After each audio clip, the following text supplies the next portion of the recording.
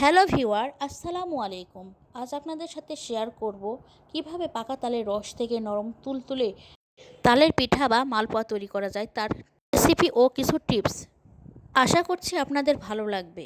তাহলে মূল কাজে চলে যাই। একটি বাটিতে পাকা তালের রস গরম করা 3 কাপ নিয়েছি। 2 কাপ নিয়েছি চিনি,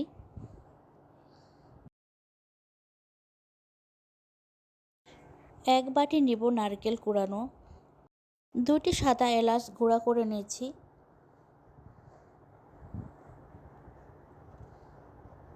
4 চামচ দেব গুঁড়া দুধ,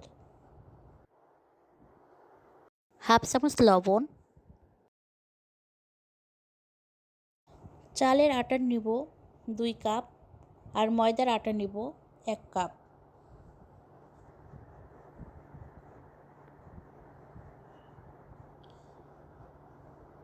নিয়ে সব কিছু একসাথে মিশিয়ে নেব। অনেক সময় তালের রস দিয়ে পিঠা তৈরি করার পর দেখা যায় যে পিঠার মধ্যে গোল শক্ত আটা থাকে বা পিঠার মধ্যেই কাঁচা থাকে। আমার এই রেসিপি ফলো করে পিঠা তৈরি করলে পিঠার মাঝখানে যে শক্ত আটা থাকে বা কাঁচা থাকে ওটা আর থাকবে না। আর তালের মালপোয়া তৈরি করার সময় অবশ্যই তালের রস গরম করতে হবে আর দিতে হবে নারকেল, গুঁড়া দুধ, চালের আটা। আমি যা যা দিয়েছি ঠিক সেই রকমভাবেই আটা মাখতে হবে বা আটার গোলা তৈরি করতে হবে। আমার পিঠার আটাগুলা ফলো করে পিঠা তৈরি করলে আমার মতোই আপনাদের পিঠা তৈরি করা হুবহু পারফেক্ট হবে। পিঠার মাঝখানে আর কাঁচা থাকার কোনো চান্স থাকবে না। আমার পিঠার মতোই হুবহু ফুলকো ফুলকো মালপোয়া পিঠা পারফেক্ট হবে। আটা মাখার কনসিস্টেন্সি ঠিক এরকম হতে হবে, বেশি পাতলাও না আবার বেশি মোটাও না। পিঠা মজাদার হওয়া নির্ভর করে আটা মাখার উপর। আটা আমি 30 মিনিট রেস্টে রাখবো। 30 মিনিট পর পিঠা ভাজা শুরু করব। তেল আমি হাই হিট দিয়ে আগেই গরম করে রেখেছি। এখন মিডিয়াম হিটে পিঠা এক এক করে দিব। পিঠার নিচে যখন সোনালি রং হবে তখনই পিঠা উল্টে দেব। কাঁচা অবস্থায় পিঠা উল্টে দিব না। কাঁচা অবস্থায় পিঠা উল্টে দিলে পিঠা ফুলবে না এবং ভেঙে যাবে। দেখেন আমার পিঠা কত সুন্দর ফুলেছে। পিঠা যখন 2 সাইডে পারফেক্ট হবে তখন আমি এই হাতা দিয়ে চাপ দিব। প্রতিটা পিঠায় চাপ দিব। দিলে পিঠার মধ্যে যে কাঁচা শক্তটা ভাব থাকে ওটা থাকবে না, ওটা মিলে যাবে পিঠার মধ্যে। আপনাদের বোঝার সুবিধার জন্য আমি আবার পিঠা দিয়ে দেখাচ্ছি।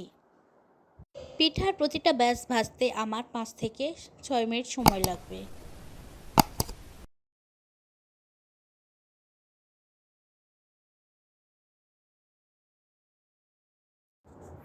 পিঠা যখন ফুলে উঠবে তখন আমি আবার ফাঁকা জায়গায় পিঠা দিব। তাহলে একটি পিঠার সাথে আরেকটি পিঠা লেগে যাবে না। আর যখন সোনালি রং হবে পিঠার নিচে তখন আমি পিঠা উল্টে দেব। পিঠার 2 পাশ যখন সম্পূর্ণ ভাজা হয়ে যাবে তখন আমি প্রতিটা পিঠা এই হাতার মাধ্যমে চেপে চেপে দেব। তাহলে পিঠার মধ্যে যে শক্ত ভাবটা থাকে কাঁচালো ওটার থাকবে না, ওটা মেলে যাবে। আর আবার পিঠা ফোলানোর জন্য কিছুক্ষণ তেলে রাখবো পিঠা।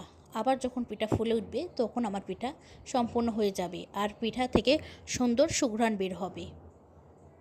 আমার রেসিপি আপনাদের ভালো লাগলে আমার ফেসবুক পেজ স্মার্ট শ্যামল কিচেনে ফলো দেবেন আর আমার ইউটিউব চ্যানেল সাবস্ক্রাইব করবেন। ধন্যবাদ সবাইকে। দেখলেন তো পিঠা তৈরি করা কত সহজ। আমার রেসিপি ফলো করে আপনারা পিঠা তৈরি করলে আপনাদের পিঠা আমার মতো সুন্দর হবে, ভিতরে কাঁচা থাকবে না এবং শক্তও থাকবে না। পিঠা ভেঙে দেখাচ্ছি। দেখেন আমার পিঠার মধ্যে কোনো গোল নাই এবং কাঁচাও নাই আর শক্তও নাই। কত সুন্দর হয়েছে, নরম তুলতুলে মজাদার। পিঠা মুখে দিলেই পিঠা মুখের ভিতর গলে যাবে। আমার এই টিপস অনুযায়ী আপনারা পিঠা তৈরি করবেন, ইনশাল্লাহ আপনারা পারফেক্টভাবে পিঠা তৈরি করতে পারবেন। আমার এই রেসিপি দেখার জন্য আপনাদের সবাইকে ধন্যবাদ। আল্লাহ হাফেজ।